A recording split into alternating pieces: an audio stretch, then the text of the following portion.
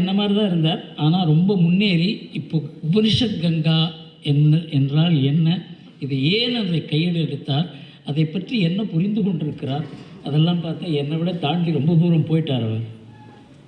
என்னையே இங்கே அழைத்தார்கள் என்ற கேள்வி என் மனதில் எழுந்தது. இதற்கு எனக்கு விடை கிடைத்தது ஸ்ரீமத் பாகவதத்தில் ஒரு ஸ்லோகம் இருக்கிறது.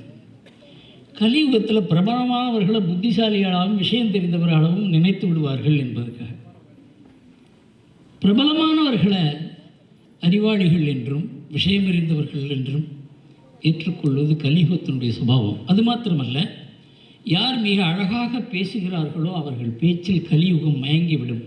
இது எல்லாத்துலேயுமே பெரிய குறை இருக்கிறதுல அரசியல் மூலமாக நாம் தெரிந்து கொண்டிருக்கிறோம். இந்த உபனிஷத் கங்கா என்ற இந்த வர்ணனை இருக்கிறது, அது இந்த உபனிஷதையும் கூறுகிறது, இதனுடைய பிரம்மாண்டமான சுரூபத்தையும் கூறுகிறது. ஆனால் நம்ம முறையில் ஒரு 3 சீரியல் இந்த நாட்டையே மாற்றிடுச்சு. ஒன்று ராமாயணம், இன்னொன்று மகாபாரதம், 3வது சாணக்கியம். அமர்ந்திருக்கிறாரு 1990களில் ஹரஹர மகாதேவ் என்கிற கோஷம் சாணக்கியாவில் வருகிறது. அது வரக்கூடாது என்று பெரிய ஒரு முயற்சியே நடந்தது. அதை தூர்தர்ஷனில் காமிக்கக்கூடாது என்று. அந்த அளவுக்கு நம்ம நாட்டில் நம்ம பற்றி நம்ம ஹரஹர மகாதேவ் விட்டால் இந்த நாடு முன்னேறாது, பின்னடையும். அந்த அளவுக்கு ஒரு நம்ம மனசு நமக்கு எதிராக திருப்பப்பட்டிருந்தது. அதை மனதளவில் மாற்றி ஆரம்பித்தது இந்த 3 serial.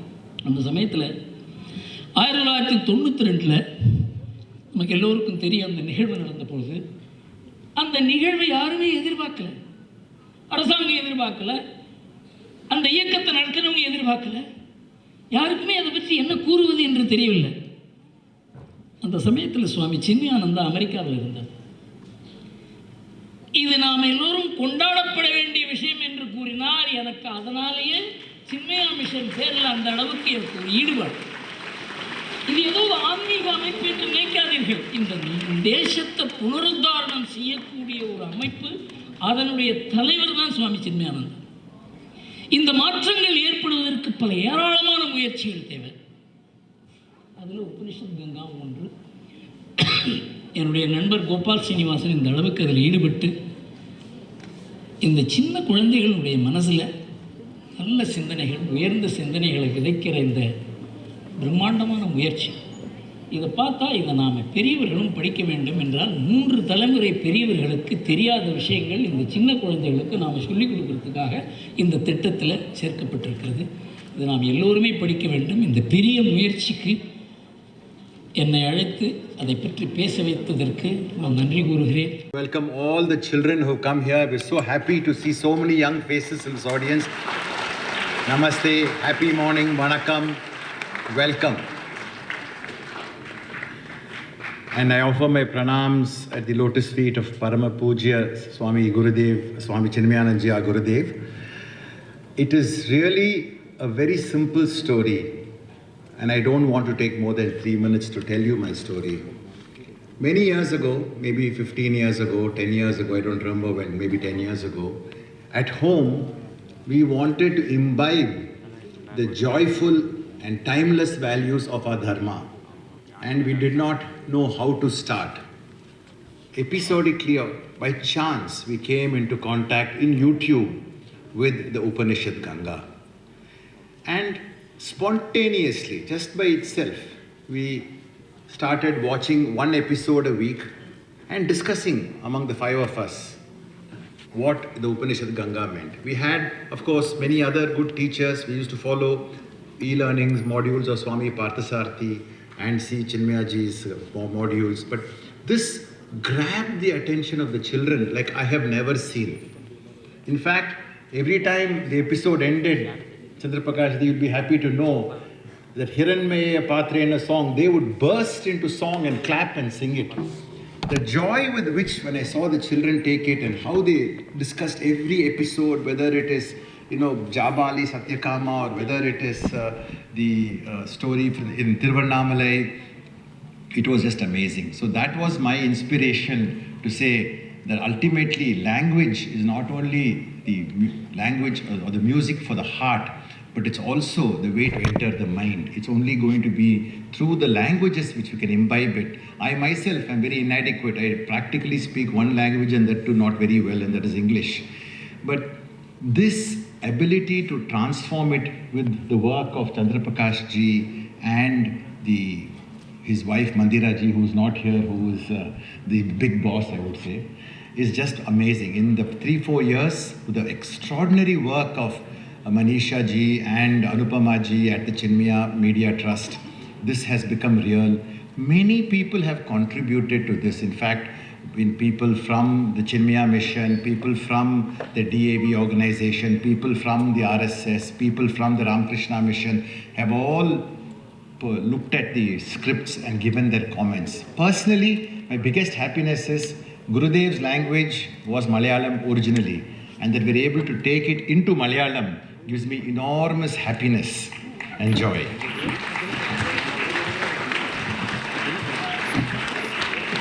This is really a large team project, and I'm delighted that this opportunity was offered, came our way, and allowed us to participate in this seva. In this celebration of Mother India, in this celebration of the timeless and the Sanatana values of the Sanatana Dharma, I'm so happy to see so many friends have gathered here today in the audience, people who are from the from monks, other participants. I see people from Swami Parsathi's organization. I see people from Ramakrishna Mission, Chinmaya Mission. I see my friend Annamalai and many other well-wishers. And very importantly, on stage, I see these stalwarts who have come together under the guidance of Swami Swarupananda ji to actually to grace this occasion and to call out the importance of preserving our Sanatana Dharma. Mr. Gopalaswamy ji, of course, has been toiling endlessly for promoting the Dharma. My very dear friend and the person who actually nudged me and guided me into this journey of doing seva to the Sanatana Dharma, Mr. Gurumurthy ji himself, who has been a great inspiration and guide and advocate for Indian values, for Mother India and for the Sanatana values, all here today.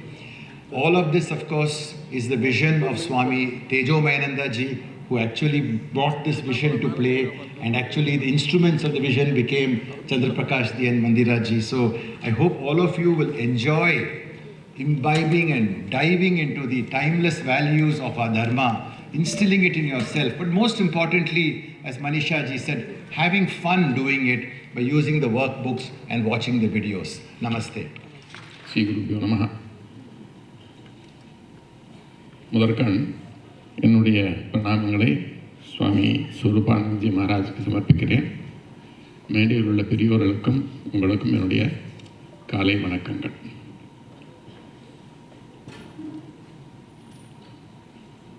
ஒரு 2 மாதத்துக்கு முன்னாடி என்னுடைய ஒரு நண்பர், என்னுடைய கூட வேலை செஞ்சு இப்போ ரிட்டையர் ஆகிக்கும் ஒரு நண்பர் எனக்கு ஃபோன் பண்ணி ஒரு விஷயம் கேட்டார். என்னுடைய அப்பா அம்மா இறந்த பிறகு நான் அவர்களுக்காக ஒரு சரியாக என்ன முறையில் சொல்லப்பட்டு இருக்கிறதோ அது முறையில் நான் ஒரு சம்ஸ்காரங்களும் செய்யவில்லை, ஈமக்கிரியைகள் செய்யவில்லை.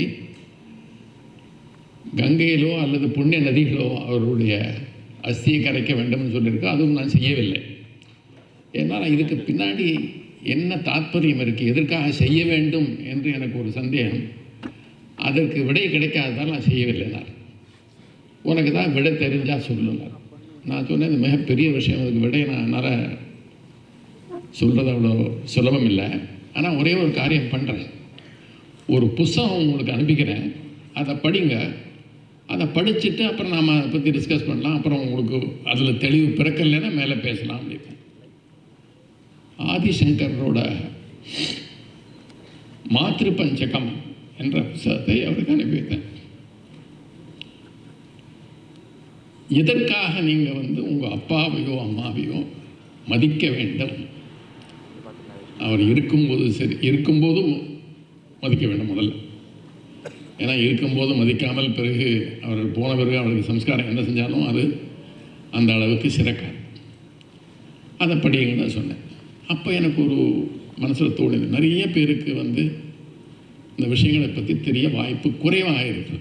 அது ஒரு காலத்தில் நாங்கள்லாம் ஸ்டூடெண்ட்டாக இருந்தப்போ அந்தந்த ஊரில் ராமாயணம் மகாபாரதம் இந்த பிரவச்சனங்கள் நடக்கும், போய் கேட்போம். சிலது புரியும், சிலது புரியாது. அனுபவத்தில் மற்ற விஷயங்கள் புரியும். ஆனால் இந்த காலகட்டத்தில் அந்த வாய்ப்புகள் குறைவாக இருக்கின்றன. அதனால் இந்த காலகட்டத்தை படித்து மேலே வரவங்களுக்கு இதை செய்ய வேண்டிய அவசியம் என்ன, எதுக்காக செய்யணும், நம்ம தர்மத்தினோட கோட்பாடுகள் என்ன, நான் யார், இந்த மாதிரி நிறைய கொஸ்டின் தான் வரும். அதுவும் 40க்கு மேலே நாய் குணம்பாங்க. அந்த மாதிரி 40க்கு மேலே தான் இதெல்லாம் நிறைய சந்தேகம் வரும். ஏன்னா அது வரல ஓடி ஆடி ஏதோ சம்பாதிக்கிறோம், அது பண்ணுறோம். மேற்கொண்டு என்ன செய்ய வேண்டும் என்ற நிலை வரும்போது தான் அதெல்லாம் யோசிக்க தோணும். அந்த மாதிரி ஒரு நிலை வரத்துக்கு முன்னாடி இந்த குழந்தைகளுக்கு, இந்த காலகட்டத்தில் குழந்தைகளுக்கு நல்ல விஷயங்களை சொல்லிக் கொடுக்க வேண்டும் என்ற ஒரு அவாவில் நிறைய முயற்சிகள் நடைபெற்றிருக்கின்றன. ஐஎம்சிடியை பற்றி இங்கே சொன்னார்கள். அதே மாதிரி இப்போ உபனிஷத் கங்கா, உபனிஷத் கங்காவை பற்றி அவருக்கு தெரிஞ்சால் ஒருவேளை அந்த கொஸ்டின்லாம் எனக்கு கேட்டிருக்க மாட்டாரா இருக்கும். அவர் அதை பார்த்துருக்க மாட்டார் இருக்கு. அதனால் அந்த கொஸ்டின் கேட்டார். இப்போது இந்த காலகட்டத்தில் என்ன அவசியங்கிறது தெரிஞ்சு உபனிஷத்தை அது உள்ள கருத்துக்களை அவ்வளோ சுலபமாக சொல்கிறதுங்கிறது நமக்கு அதை கொண்டு சேர்க்கறது ரொம்ப கஷ்டமான காரியம். அதை ரொம்ப அழகாக செஞ்சுருக்கிறார் இங்கே உபனிஷத்து கங்கா மூலமாக என்று கேட்கும்போது ரொம்ப சந்தோஷமாக இருக்குது. இந்த ஹால் இருக்கே, இந்த ஹாலுக்கு ஒரு பெரிய இந்த ஹால் ஒரு பெரிய வரப்பிரசாதம். இதுக்கு ஒரு நல்ல ஹிஸ்ட்ரி ஒன்று இருக்குது. நல்ல காரியங்கள் துவக்கிறதுக்கு இந்த இடம் ரொம்ப சிறந்த இடம். ஒரு 4-5 வருஷத்துக்கு முன்னாடி சரியாக எழுதப்பட்ட நமது சரித்திரம் அது இங்கேருந்து தான் வெளியிடப்பட்டது. சின்மயானந்த மிஷன் மூலமாக தான் அது தயார் செஞ்சு பிஏ ஸ்கூல்ஸ் நாங்கள் அது ஒரு பங்கு வகித்தோம். இதன் மூலமாக இது வெளிவந்தது. அந்த முறையில் இன்று அதே ரீதியில் இங்கு ஒரு நல்ல காரியம் துவங்கி இருக்கிறது. அதற்காக சின்மயா மிஷனுக்கும் சரி, இதை தயாரித்த அவர்களுக்கும் என்னுடைய நன்றியை தெரிவித்துக் கொள்கிறேன். சில விஷயங்கள்லாம் படிப்படியாக நம்ம பார்க்கும்போது அல்லது கேட்கும்போது நமது முன்னோர்கள் எவ்வளவு தீவிரமாக சிந்தித்து அதற்கான விடைகளை கண்டுபிடித்தார்கள். அதை நம்ம இந்த காலகட்டத்தில் என்ன நினைக்கிறோம்னா, யாரோ ஏதோ சொல்லிட்டு போனாங்க, அதில் உண்மை இருக்குமா இல்லையா, அது உண்மைதானா அப்படிங்கிற சந்தேகம் தான் வரும். இந்த காலகட்டத்தில் என்ன ஆகுதுன்னா, அந்த சந்தேக நிவர்த்தி நம்ம முன்னோர்களுக்கு கேட்டோ நமக்கு வீட்டில் இருக்க பெரியவங்களுக்கு கேட்டோ கிடைக்கிறது இல்லை. யாராவது சயின்டிஃபிக்காக ஆராய்ஞ்சு இது சரின்னு சொன்னால் தான் அப்போ தான் நம்ம தயாராக இருக்கோம். அது ஒரு துர்பாகியம். ஏன்னா அனுபவத்தால் வந்த அந்த கோட்பாடுகளோ அல்லது அந்த நிகழ்வுகளோ நமக்கு அனுபவம் கிடைச்சி வரத்துக்குள்ளே நமக்கு ஆயுசே முடிஞ்சு போடும். அந்த அளவுக்கு நமக்கு சக்தி இருக்கிறதாகவும் ஒரு விஷயந்தான். ஒரு சில நாட்களுக்கு முன்னாடி ஒரு லெக்சர் ஒன்று கேட்டோம் யூடியூப்பில். ஒரு பெண்மணி தன்னுடைய அனுபவத்தை சொல்லுகிறார். அவர் ஒரு நியூரோ சர்ஜன்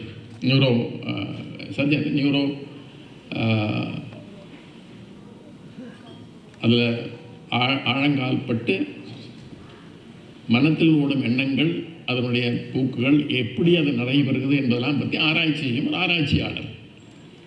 அவருக்கு திடீர்னு ஒரு நாளைக்கு இடது பக்கத்தில் இரத்த கசிவு ஏற்படுது மூளையில். அந்த நிகழ்ச்சியை அவர் விவரிக்கும் போது அதை விவரிச்சிருக்கிறார். அதை பார்த்தீங்கன்னா, இதெல்லாம் நம்ம முன்னோர்கள் சொல்லியிருக்கிறார்கள். அதாவது அவர் இடது பக்கம் அவருக்கு இடது பக்கம் இரத்த கசிவினால் வலது பக்கம் கை காலையெல்லாம் நின்று போச்சு. அவரால் ஒன்றும் சரியாக பேச முடியல. ஆனால் அதே சமயத்தில் தான் ஒரு ஆச்சரியமான அனுபவத்தை பெற்றதாக அவர் சொல்கிறார். தான் ஒரு எனர்ஜி சென்டர், அதாவது சக்தியின் ஒரு துளி தன்னிடம் இருக்கிறதாகவும், பக்கத்திலே இருக்கிற எல்லா பொருள்களும், அசையும் பொருள்கள் அசையா பொருள்கள் எல்லாமே அந்த சக்தியின் ஒரு வடிவமாகவும் அவங்க பார்க்குறாரு. இது முன்னாடியே நம்ம உபநிஷத்துலாம் சொல்லியிருக்காங்க. அது அவருக்கு தெரியறதுக்கு வாய்ப்பு இல்லை, நமக்கே இப்போ தெரியறதில்லை. அந்த வீடியோவை பார்க்கும்போது அவர் ஒரு ஆராய்ச்சியாளர், சாதாரண ஆள் இல்லை, ஆராய்ச்சியாளர். அதனால் அதை ஆராய்ச்சி பண்ணி அதை மனசுலேயே அவர் அந்த எண்ணங்கள் ஓடுறது. அதை அவர் முடிக்கிற அந்த வீடியோவை முடிக்கிற விதம், இந்த விஷயத்தை நன்றாக அறிந்து கொண்டால் உலகத்திலேயே ஒரு சமாதான போக்கும், ஒரு ஒருத்தரை ஒருத்தர் மதிக்கும் சுபாவமும் வளரும் என்று அவர் அதில் முடிக்கிற போது சொல்கிறார், தனக்கு ஏற்பட்ட அனுபவத்தை வச்சுட்டு. இதெல்லாம் பார்த்தீங்கன்னா உபநிஷத்துகளோ மற்ற வேதத்திலேயோ சொல்லியிருக்கிற விஷயங்கள். அவரில் அந்த காலகட்டத்தில் ஒரு எக்யூப்மெண்ட் இல்லாமல், ஒரு இது இல்லாமல் தங்களுடைய மனசில் உள்ள எண்ணங்களை ஒருமுகப்படுத்தி உயரிய விஷயங்களை நமக்கு கொடுத்து போயிருக்காங்க. அதை நம்ம சரியாக உபயோகிக்கணும்னா அதற்குள்ள பக்குவம் பெறத்துக்கு முன்னாடி முதல்ல அதை பற்றி தெரியறதுக்கு நமக்கு வாய்ப்பு வேணும். அந்த மாதிரி ஒரு தெரிய வாய்ப்புகளை இப்போது உபனிஷத் கங்கா மூலமாக அவர்கள் உருவாக்கி இருக்கிறார்கள். எனவே அவர்களுக்கும் சனாதன சேவா ட்ரஸ்ட்டுக்கும் சரி, இதை தயாரித்த அவர்களுக்கும் திவ்ய அவர்களுக்கும் என்னுடைய மனமார்ந்த நன்றிகள்.